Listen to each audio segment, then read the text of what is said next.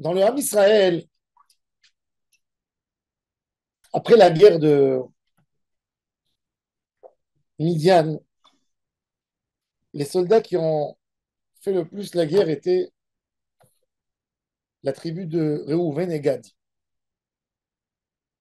C'était les grands guerriers. Ils ont récupéré la moitié du butin, comme ça disent nos sages. Donc, quand ils ont récupéré le butin des Midian, de Midian, ils se sont rendus compte qu'ils avaient énormément de bétail, énormément. Et suite à cette guerre, ils vont chez Moshe Rabbeinu, 2 mois avant son décès, et ils lui demandent de les laisser s'installer en Jordanie, à travers le Jourdain, pas du côté Israël, du côté Jordanie. Et Moshe Rabbeinu était très en colère, qu'il était prêt d'abandonner la terre promise, était vexé pour Israël. Comment vous pouvez faire une chose pareille? Comment vous pouvez me demander une chose pareille? Bref, à la fin, il a été d'accord. Il n'avait pas de choix. Et ils ont juré qu'ils allaient venir et faire tous les combats d'Israël avec les Juifs jusqu'à la conquête finale d'Israël. Donc, Moshe n'avait pas trop choix. Et il était obligé d'agir de la manière dont il a agi.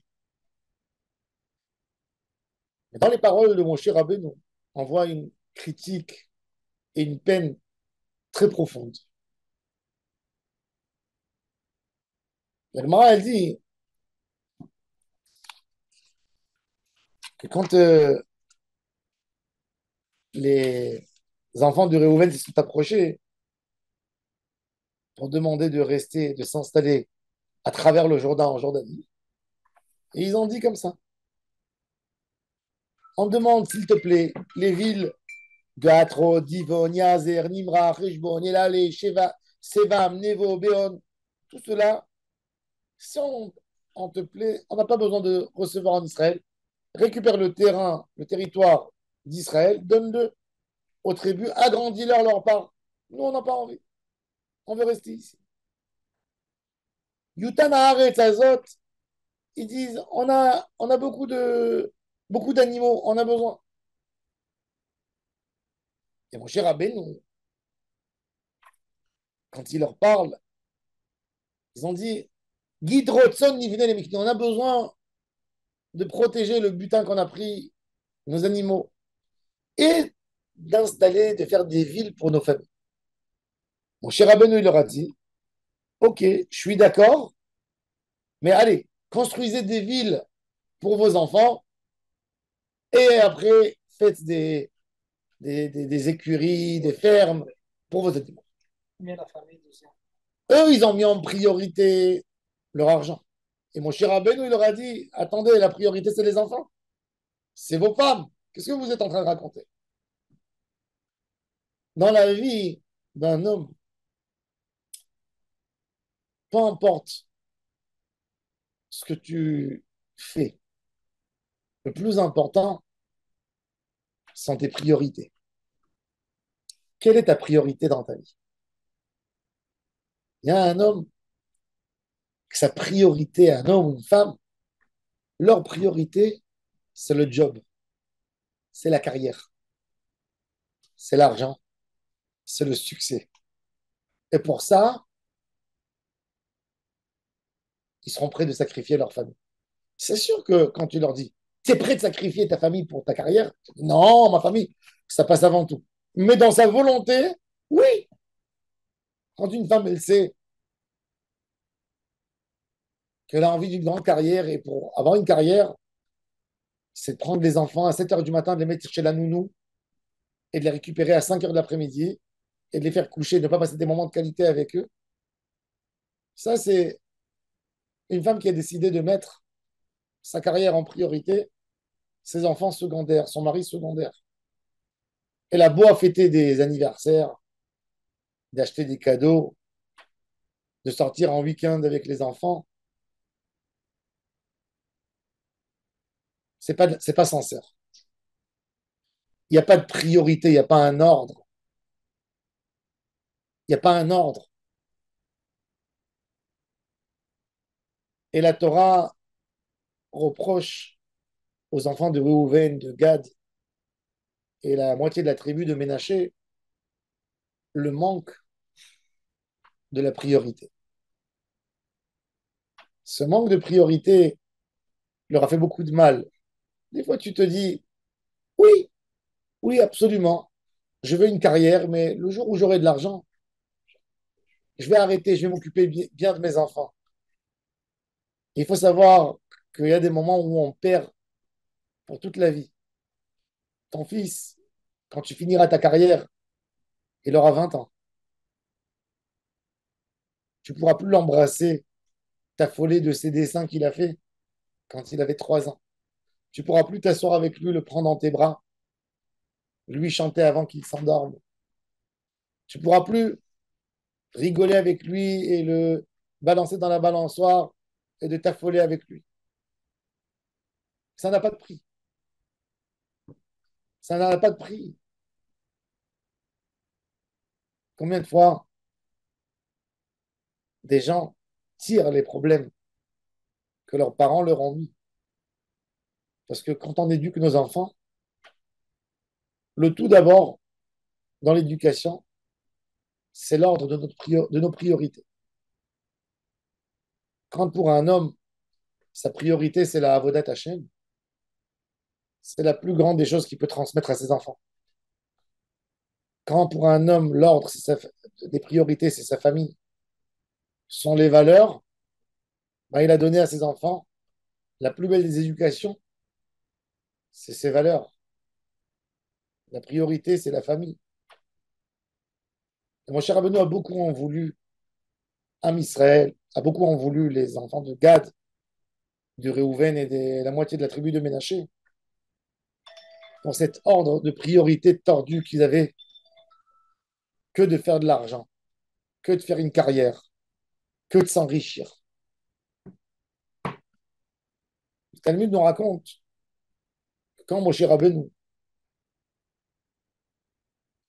a préparé l'entrée de Am Israël en Israël, il y a une mitzvah dans la Torah de préparer des villes de refuge pour des gens qui ont tué sans faire exprès. Ils doivent aller là-bas, quand même pour préserver la société, pour ne pas que des cas de meurtre soient faciles aux yeux des gens. Quand quelqu'un il est monté sur une échelle, par exemple, il n'a pas fait attention dans son environnement de travail, il n'a pas mis des barrières, et quand il faisait des travaux, il est tombé sur un piéton qui passait, il a tué, sans faire exprès. Ben, ce monsieur doit se sauver dans une ville refuge. Tant que le Kohen Gadol n'est pas mort, il n'a pas le droit de sortir là-bas. S'il sort, il peut être tué par la famille de celui qui a été mort par lui. Et il faut préparer des villes de refuge pour ces gens. Combien mon cher Rabbeinu il fait de villes de refuge? Il en fait 6. 3 en Israël et 3 à travers le Jourdain. Mais si on regarde le compte, c'est pas correct le compte. Puisque à travers le Jourdain, il y a 2 tribus et demie. En Israël, il y a 9 tribus et demie. Et ajoute les Lévi'im, c'est pas le même pourcentage. Mais mon cher Rabbeinu, quand il a fait ça, en fait, c'était une mauvaise étiquette qu'il a mis sur la tête des enfants de Réhouven. Dans un endroit où la valeur, c'est que l'argent, les choses les plus horribles peuvent se passer là-bas. Quand on vit dans un endroit où les humains, où les hommes, toute leur motivation, tout leur objectif, c'est de gagner de l'argent, là-bas, tout peut se passer. Je peux tout y croire. Et là-bas, il faut prendre des précautions. Là-bas, il faut faire attention.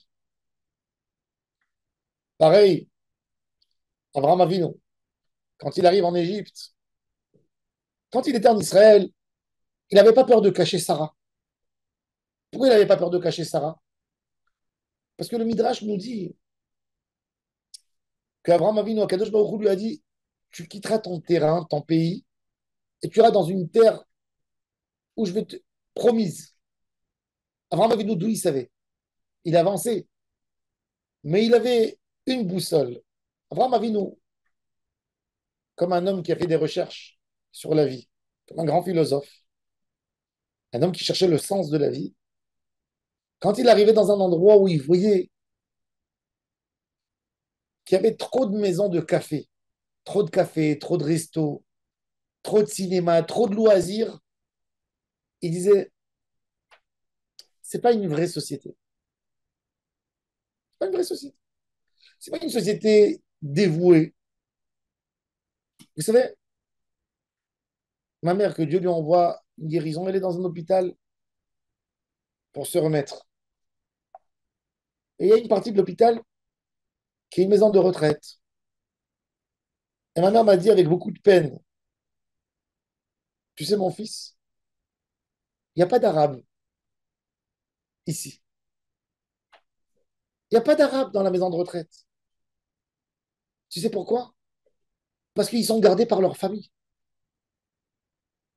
Quand tu vois un endroit avec beaucoup de loisirs, beaucoup d'endroits où les gens se font que du plaisir, des théâtres, sache-le que dans ces endroits, il n'y a pas beaucoup de respect profond pour l'homme. Le respect de l'Occident, c'est un respect hypocrite. Les parents vont payer pour les parents une maison de retraite, mais reste là-bas, ne m'embête pas. C'est moi à mon rythme que j'irai te voir. Il ne faut pas me réveiller à 3 heures du matin pour me demander un verre d'eau, pour me demander un service. Il y a beaucoup d'hypocrisie dans la manière de se comporter parce que tout dépend de la motivation. Quelle est ma motivation? Quelle est ma première priorité? Ma première priorité, quand pour l'homme, sa première priorité, c'est ses parents, c'est sa femme, c'est ses enfants. C'est un homme qui sera dévoué toujours pour la famille. C'est un homme qui ne fera pas de bêtises parce qu'il aura peur pour sa famille. Mais quand cet homme, sa motivation, c'est que faire du kiff, sa priorité, c'est le kiff. Eh bien, le kiff passera avant son père, avant sa mère, avant sa femme, avant ses enfants. Et c'est ce que Moshe Rabbeinu a eu tellement mal. Il a dit aux enfants de Réhouven et de Gad et la moitié de la tribu de Ménaché, vous êtes éloignés du Ham Israël. Vous êtes éloignés des idées de la Torah. Vous avez éloigné votre première priorité. Votre première priorité, c'est de l'argent. Et c'est horrible. Et ça, c'est le reproche. Et c'est pour ça que mon cher Ben n'essaie pas de les éduquer. À la fin, il baisse les bras parce que il dit et de les introduire en Israël. Est-ce que ça va les arranger? Non. Ils vont rester détendus. Quelque part, il vaut mieux qu'ils restent là-bas. Au moins qu'ils n'abîment pas. Et là, le Talmud nous dit que quelques vingtaines d'années après le décès de Moshe Rabbeinu, ben, les premières tribus, on n'entend pas dans l'histoire, si vous regardez la Bible, vous ouvrez le livre de Josué et de Joshua, on parle des guerres. Puis après les guerres, les 7 ans de guerre, les enfants de Ruben et de Gad et de Ménaché sont repartis, ils ont regagné leur foyer à travers le Jourdain. 15 ans, 20 ans après, jusqu'à la fin de l'époque biblique, hein, qui date à peu près 800 et quelques années, plus 900 ans, l'époque biblique. L'entrée en Israël, après l'époque des juges, l'époque des prophètes, les rois, on n'entend plus un mot sur les enfants d'Israël à travers le Jourdain. Rien, rien. Dans la Bible, on dirait qu'il y a une page blanche. Tu vois les histoires des tribus en Israël, oui, tu vois. Il y avait ce monsieur qui est venu de telle tribu, il était juge, il était souci. Chez eux, ah, comment ça se fait? C'est quand même 20% du peuple juif. Ils sont dissoués, ils ont été annulés, effacés. Quand un homme, sa valeur, c'est de l'argent. Donc il n'y a plus d'argent, il n'existe pas lui non plus. Il n'y a plus rien. Il a tellement pris la valeur du Olam Hazé qu'il n'y a plus de valeurs vraies qui sont restées. Ça, une chute, une perte de valeur, c'est la chose qui détruit une nation. C'est la chose qui détruit l'homme, c'est la chose qui détruit une famille, c'est la chose qui détruit tout. C'est la plus grande perte que l'un homme peut avoir. Ça, c'est l'histoire douloureuse des enfants de Ruben, Gad et Ménaché. Perte de valeur, perte de priorité. On doit mettre toujours notre priorité devant nos yeux, d'être toujours là pour nos priorités, pour lutter pour nos valeurs, pour lutter pour les valeurs de la famille, pour lutter pour les valeurs de la Avodat Hashem. Et c'est que comme ça qu'on peut assurer notre futur à nous, le futur de nos enfants et le futur du Ham Israël.